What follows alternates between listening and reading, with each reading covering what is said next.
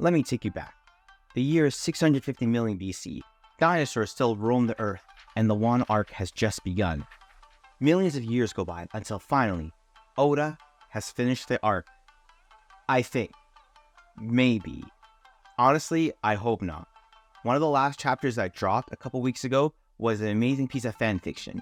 Luffy got 3 power-ups pulled from his ass, a bunch of lore was dropped that had no build-up, and I cried and clapped at seeing the epic new design. But as a piece of continuity in the canon, Chapter 1044 was the worst chapter I've ever read of this beautiful manga. Now I'm gonna drop some knowledge on all the One Piece fans out there. Ahem. One Piece is amazing, but that doesn't mean it's flawless. Over its 1000 plus chapter run, I would say there's been a couple of hiccups that range from dumb in the moment to, okay, Goda, the manga god, didn't know how to fit this plotline seamlessly into the story. And we in the fanbase usually forgive these oddities or meme about them because, sure, they don't really make sense how something like this could happen, but it's not enough to shatter the narrative that Oda has built. But now enters the new villain of the series, bad writing. The Messiah chosen one figure. You gotta deal with it!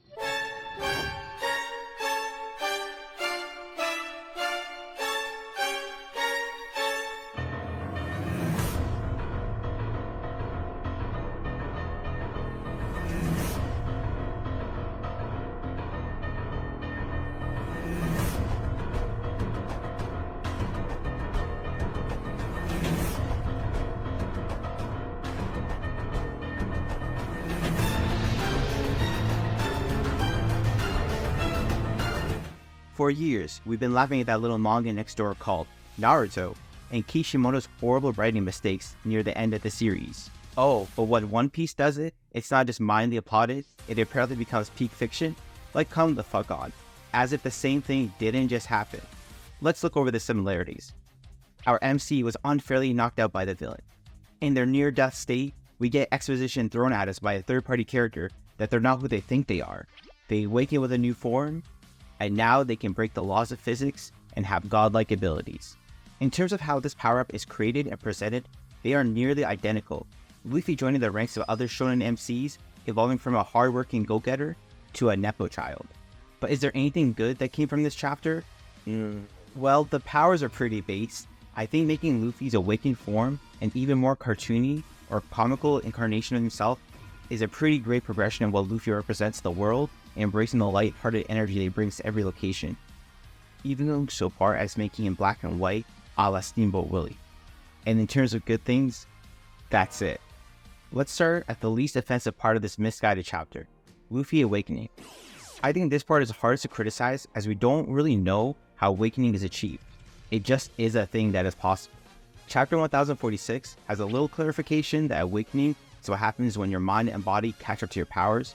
If that's the case, it's hard for me to suspend my disbelief that Luffy getting smacked upside the head is what allowed his fruit to awaken. Why was this beatdown so much more special than all the other times he got destroyed? Why not when Luffy got one-shotted by Kaido in Act 1? Luffy's skill with his fruit was the same as it is now in the current chapter. His Haki has improved in that time period, but not his technique with his fruit. Those two skill sets are mutually exclusive. It would be a different story if he found a way to creatively combine his Devil Fruit powers with advanced armament and advanced conquer, but he's just using them like any other user would with these abilities. Basically, if Luffy had no Devil Fruit powers, his fighting style with these upgrades would not be changed. So then was it just awakened because this was the moment that would be the most narratively satisfying for it to happen? If so, this could have happened at any point after the time skip, as Luffy is relatively the same from the time skip to now. I honestly don't see what mental change Luffy has gone through that would make him be able to awaken his fruits. One step up this iceberg would be Gear 5. Why is this form a gear? It shares no similarities to the previous gears, why not just have it be its own thing? Let's look at how the previous gears have worked. When we're introduced to them in Ennie's lobby, it's clear that Luffy has been thinking of a way to boost his current stats as he can't compete with the bigger boys that lie later in the Grand Line. So he comes up with a solution that only he, a rubber man, can utilize. That's consistent with Gear 2 and 3, and then he combines his rubber abilities with this new Haki skill set to achieve Gear 4. So Luffy needs to be 1. Aware of his shortcomings first, then he needs to 2. Create the new form himself. And how is Gear 5 achieved? He's just given the form, and the audience is told this is Gear 5. Do you not see why the other 3 forms are so much more satisfyingly introduced? Luffy is aware of his shortcomings and develops techniques for more brutal situations. Gear 5 is given to him seemingly out of nowhere. With this being called a gear, you have to assume, well, Luffy always had this form from the time skip. When else would he have developed it? And if so, why not just use this technique on Cracker, or Katakuri, or hell, even Big Mom? Wouldn't it be useful to bust out these reality-bending abilities then? And now, the worst part of this chapter. The mind-boggling lore and retcons that the Gumu Gumu no Mi is given. Not just rebranded from a paramecia to the mythical Zoan, but it's also a god fruit, and the fruit has a will of its own that's able to evade being captured. And on top of that, this is what makes Joy Boy, Joy Boy.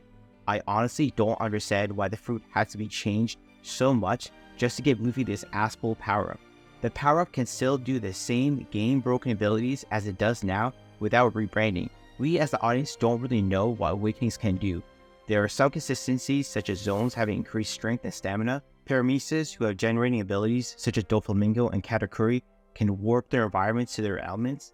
But the more out there abilities like Laws and Kids have awakenings that don't share any similarities. They have more of an upgraded skill set awakening of their fruit rather than an environmental manipulation. Oda could have just written that Luffy's ability turned him from a rubber man to a rubber hose man and kept the Gumu Gumu fruit the same. Going back a bit to something I brought up, why is it not only a zone but a mythical zone? And not only a mythical zone but a god fruit? Does that not take away any source of tension going forward and gratification looking back on Luffy? Knowing that Luffy has the power of a god, why should I be worried about any upcoming fights? He can now break the laws of physics and essentially do whatever he wants. Not to mention future power-ups. What's going to stop Oda from creating an Awaken Mode 2 or 3 with even more BS powers that Luffy didn't develop and just came out of nowhere? I mean, he did it once and everybody applauded, so why not go for a victory lap? But now looking back on the journey, we have to ask, how much of it was Luffy conquering the Grand Line and how much was it his broken dough fruit? A big deal is made on how Luffy ate a seemingly useless fruit, but due to his willpower, creativity, and hard work, made it his own. Now knowing that this fruit was always just ridiculously amazing from the get-go, how much of that can we credit to Luffy? I think Naxaki described it best when talking about Deku from My Hero Academia. If you look at Deku, if this guy is given the strongest quirk, he'll become the strongest hero. That's almost expected. Now, when rereading the manga, whenever Luffy tells his opponent why he keeps on getting back up, it's because I'm rubber, I'll be thinking, so that was a fucking lie. I'm not asking for much, just that Oda goes back to redraw those scenes saying that it's because I'm a god, as well as rewriting Roger's speech. If you want my treasure, it's yours. As long as you can find the Hita Hita no Mi mythical zone model in Nika, then it's all yours. If not, get fucked, losers. So let's recap. The power-up was undeserved as Luffy was just handed it. It came out of nowhere and had no build-up, and it completely undermines Luffy's journey. This is straight-up character assassination, ripping away all of Luffy's autonomy. Oda rewriting everything that made Luffy special to the fruit he ate was special. Oda, in his attempt to retcon the Gumu fruit to be special, made Luffy ordinary in return.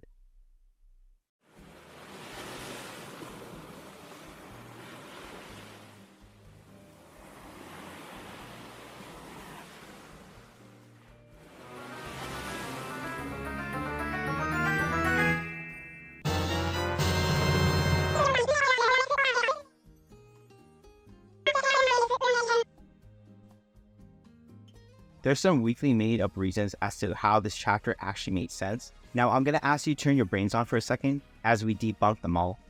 The first argument they'll throw at you is, bro, why are you so mad that Luffy is whooping Kaido with his unexplained power up? Luffy has always been overpowered. Oh, has he? Like when he won Haguma the Bear with the help of his Destiny fruit? Oh wait, no, that was the Sea King who did that. Okay, so maybe he wasn't overpowered at the very beginning. Okay, let's go to the next pirate he Penelope fought. Portion. After Luffy heard he was talking shit about Ace, he faced him and slapped him silly and oh wait, Luffy didn't do that. He actually got captured, then tortured, and needed Ace's and Sabo's help to get out of there alive. Huh, it's like Luffy was just some normal kid who ate a mediocre devil fruit and had to train for 10 years to master it and develop some useful abilities out of his own creativity. After training non-stop in a jungle where everything tried to kill him for 10 years, Luffy finally sets sail to the East Blue, and then he conquers any enemy he faced. Not because he was always this way, but because he made himself ready. From Alvida's ship up to Logtown, Luffy is unchallenged. Luffy is capable of taking down anyone in his blue once he takes the opponent seriously. His first opponent out of the prologue that he couldn't beat was Smoker. You could argue that with enough time, Luffy could figure out his weakness, but that's too much speculation and rather just go off of what is shown. Skip a few arcs ahead, Luffy trounces his way to Alabasta, where he faces his biggest challenge yet, Crocodile. After all his years of training, turning his useless fruit into a powerful tool, Luffy is completely outclassed. Not until Luffy is pushed into a corner and takes Crocodile seriously is he ready to beat him. The first half of the series follows this trend of Luffy being able to defeat some opponents from the get-go because he worked hard to reach this level of skill. Others he's not ready for when first facing them, but after developing a plan, technique, or new insight, he's better equipped to go toe-to-toe, while some opponents are just too high out of his reach at the moment, and no amount of quick power-ups would allow it to beat them. So no, Luffy hasn't always been overpowered.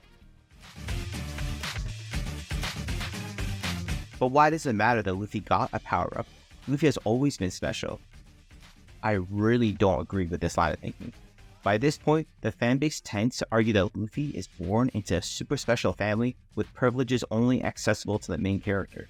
The first point of attention is his lineage, that his bloodline to Dragon and Garp makes him superior. At this point, we don't know anything about Dragon or his strength, and just because he's the leader of a massive organization doesn't mean he's a top tier fighter. There's just not enough input to go on, and Garp, again, most likely trained to achieve his strength. I think if anything, Luffy's bloodline could give him a tiny head start in terms of power, but it's not like if he sat on his ass for 10 years, he would just have this monster strength. He earned that himself. Next is his training with Ace for 7 years. Someone who was stronger than Luffy, but that really isn't saying too much at the time. We see Luffy not being able to accomplish much at a young age, so he had a training partner for a long period. It's not like Ace at the time had world-class training himself or late story techniques. He was just a strong enough partner to help Luffy improve. The next character in question to help set Luffy aside in this section is his teacher Rayleigh. And okay, I got nothing for this one. Having Luffy be trained by a man so revered in the verse could be seen as convenient because it kinda is. It just never really bothered me personally. The narrative does a good job in showing that throughout the first half of the Grand Line, Luffy's achievements garnered him respect from Rayleigh more than his parentage or even recommendation from Shanks. I see him more as a resume filled with highlights, and at the bottom, he has the Shanks seal of approval. So there you have 1 out of the 4 of the privileges given to Luffy. Other than that, he's portrayed as certified normal. The question of who the MC really is comes into question. Is it Luffy, or is it the spirit of the Gumu Gumu no Mi? Has Luffy been making all his decisions based on his character, or has he been subconsciously manipulated by the spirit of the fruit? If the fruit has a will of its own, and has been actively evading unwanted apprehenders, can't you argue that it has enough willpower to have chosen to be eaten by Luffy and subconsciously changed his personality in the 12 years that Luffy has eaten it? Luffy was just a kid and we really don't know too much of what he was like beforehand. Everything we attribute to Luffy, his sense of adventure, his indomitable spirit, and his ability to attract others to him, couldn't that just be read as the fruit's impact on him? So for all we know, this fruit's personality could be wildly different than Luffy's. Oda is attempting to make the argument that Luffy doesn't care about his super secret, possessed soul, but does that even matter? The spirit of the fruit is real, so even if Luffy doesn't care about it, it doesn't change that he is possessed. Essentially, is that even Luffy saying he doesn't care, or is that the fruit's will manipulating him into believing it? A popular coping mechanism from learning that Luffy is a god is by trying to downplay it as a metaphorical title. But what does that even mean? What is a metaphorical god? Is Luffy not bending reality to his will? Is he not performing godlike feats? This isn't the first mythical Zoan fruit we've seen, so we know how they work somewhat. Is Marco the Phoenix a metaphorical phoenix? No, he literally transforms into a phoenix. How about Sengoku, the Golden Buddha? Is he just metaphorically bringing good luck to the Marines?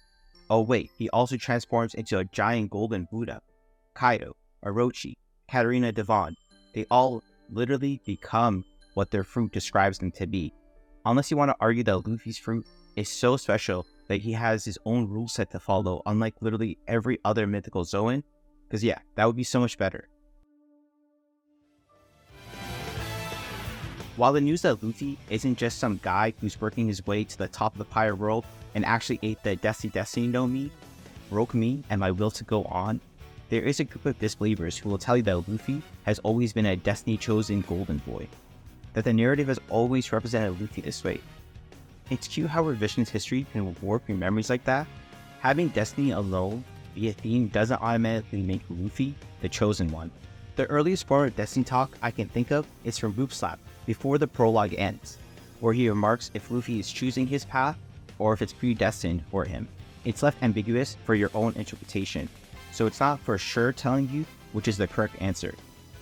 And even if it was, Luffy's destiny could be anything at this point. For example, being captured by Blackbeard. In the One Piece world, fate didn't seem so set in stone, and things could play out differently than what we see in the narrative. Meaning, sure, Luffy does have a destiny, but that doesn't mean his destiny has to become the super secret chosen one. The next time destiny is brought up with importance is in Whitebeard's speech. He mentions a man will come to challenge the world to a fight, and the narrative focuses on Luffy, but that's as specific as it gets. The speech is purposely left ambiguous, as anyone could be that man. Whitebeard initially hoped it would be Ace, and it could have been if he still survived, but now his hopes have moved on to Luffy as he inherited Ace's will.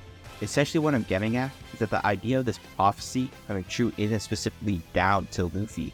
It could be anyone, and it just happens to be Luffy who will achieve it. Having Luffy just be the chosen one from the get-go really narrows the world and scope from this living, breathing world into Luffy's POV is all that matters, and everyone else only matters when they're around him.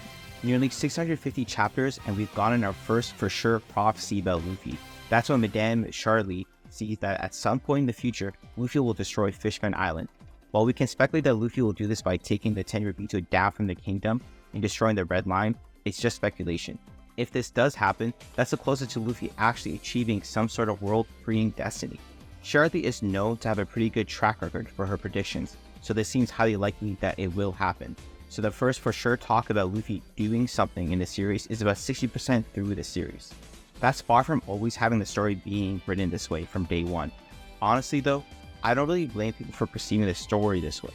Since the time skip, Oda has changed the focus of his writing. It's less island-to-island adventuring and more political and grandiose, with our main cast no longer just being some nobodies who are achieving their greatness, but characters who are born into royalty and having this greatness in them all along.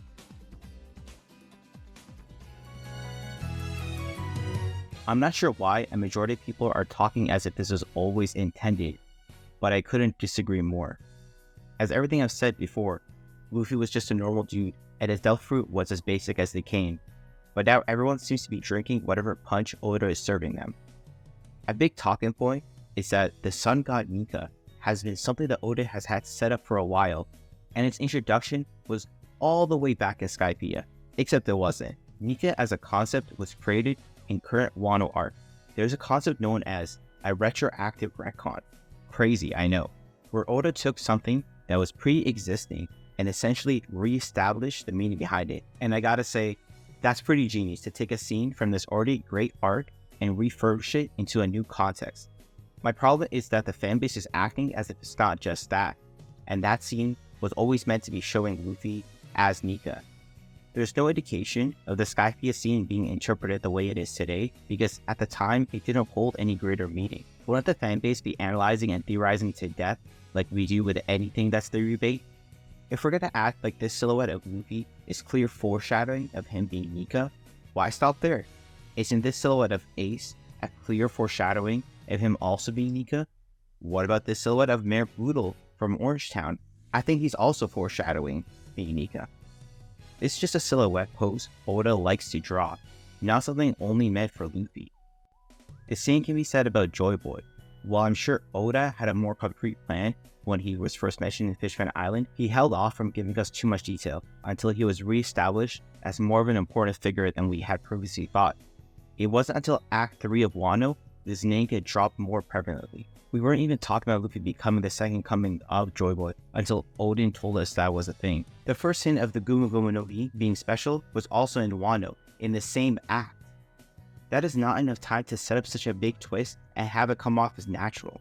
Just because Oda has these concepts in his head doesn't mean it translates well into the story. It doesn't matter if he had ideas for all these plans, if they're either not implemented well or reintroduced so late it feels like a last-minute inclusion and not a mystery that's been brewing in the background. And no, Luffy creating fire from running too quickly or using Red Hawk is not foreshadowing his hidden powers. If so, we should act like Zoro ate the sharp tooth no Mi, or maybe Nami ate the berry eye no Mi. One Piece physics have always worked with cartoony logic. That's why characters outside of Luffy can also seemingly break the laws of physics as well. So why do I even care? Why should I criticize this terrible chapter? I just wanted to lay down why this turn of events isn't peak fiction without it turning into a flame war of which transformation is more peak. That stuff turns One Piece from being this amazing work of art that has flaws and should be critiqued to you're a hater and can't appreciate how Oda has planned every single panel from the get-go and can do no wrong. This wasn't the original trajectory I want to take this channel, but if you enjoyed the content, feel free to subscribe and I'll continue analyzing more works here. While I'm here, I might as well just say that power levels don't exist in this series, Haki is hacky, Skypiea is a great arc, Dressrosa is mid, and Katakuri should have won his fight.